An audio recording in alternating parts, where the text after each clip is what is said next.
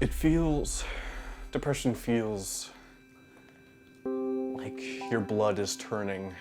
It's not even blood pumping through your veins. It's like a really thick motor oil.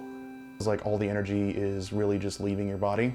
Don't just feel it with your head, like you feel it in your arms and your legs. You feel tired, you feel beaten down, and then It's a lot like just sitting there and just watching your happiness like dissipate, just leave your body in large amounts too. Like it's not like there's a piece there and a piece here.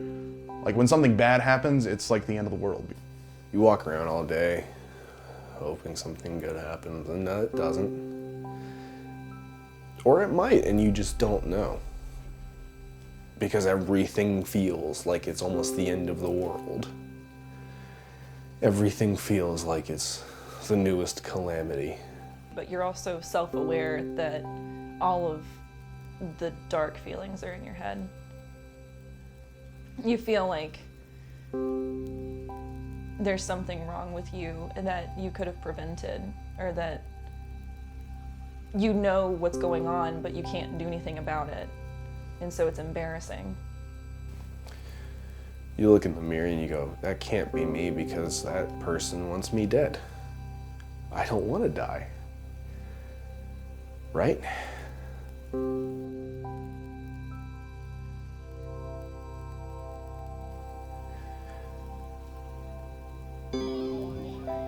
And then the day comes. Everyone gets there. Everyone gets there. Their first suicidal thought. It's when you know you're in it. It's when you know you're fucked. I was impressed with how long it took me to start having suicidal thoughts. Hell, today I spent a good time feeling alone and feeling worthless and wondering what the fuck was wrong with me. Last week I thought about killing myself.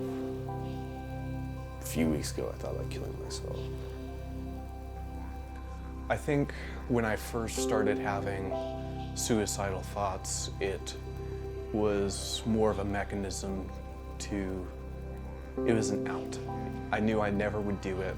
I knew I could never go through with it, but it was always there. You want to kill yourself because you don't want to keep on going through the same spiral. It's like running on a treadmill, blind and your feet tied together and with weights on your shoulders. The human prerogative is to survive and thrive, and you want to die.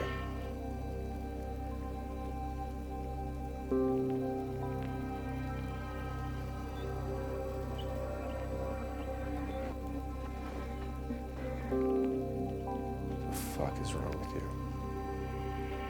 It was still upsetting to me that I had to consider that as an option.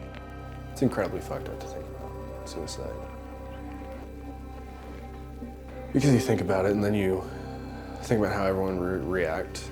You think about would anyone even care? Well, people would care, and you realize that, and then it makes you feel worse. So you realize that doing this would hurt so many people, and you realize that how fucked up it is, but you realize it for all the wrong reasons and in all the wrong ways. Because I know that in those spiraling moments where I'm crazy and I'm crying and I'm beaten down and I'm broken down and I'm talking about how, you know, I hate myself and I am alone and I'm just a burden on literally everyone who loves me. I'm undeserving of their love. At the same time, saying those things and being that broken in those moments isn't helping anyone. Usually any suicidal thoughts I have are just ways to kill yourself without any pain, just to go to sleep and never wake up. But lately, during the beginning of the summer, these thoughts started progressing, becoming increasingly violent towards myself, going from just taking a whole bunch of pills to putting a fork in an electric socket to hanging yourself. And at that point, I knew that it might be better to seek help. It's like you walk into the center and, you're like, I've got depression, I need help and all that. And you're praying to God you don't see anyone you know, because you don't want to have that conversation of, oh, hey man, what's up? What are you in for? Yeah, me, I want to hang myself. When I finally got the help that I genuinely needed, it was like putting on glasses. You're too weak to do anything else, and you know it. It's not strong, but it's very smart. You get strength by doing it. Getting the diagnosis was really the big thing for me, so I could work it out through myself, for myself, and that's been the biggest thing. Self-help is what you aim for in therapy. People usually think they go to therapy, talk it out, they feel better, and that's good. It's not what usually works for me. It's always finding a different way to think about things, so you start feeling better for yourself and start doing the things you know you've always wanted to do without this, without depression. It felt like the first step in a very long journey. As cliche as that sounds, it really gave me hope. You don't have to pretend like everything is okay, because it's not okay. And it's okay that it's not okay.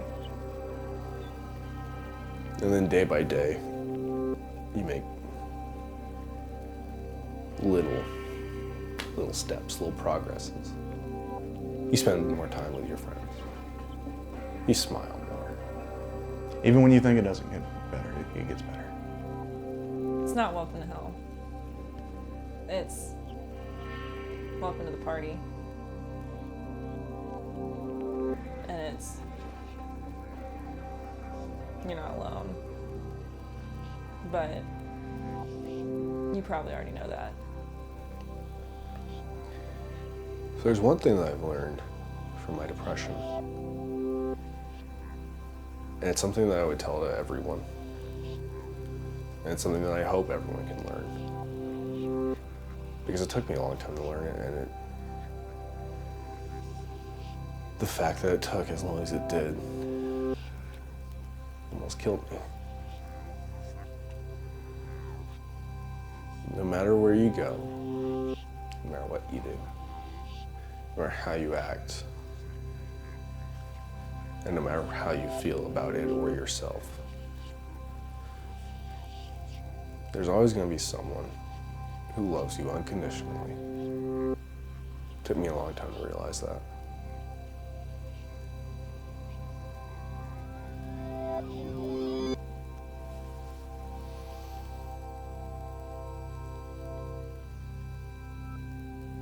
I'm glad I did though.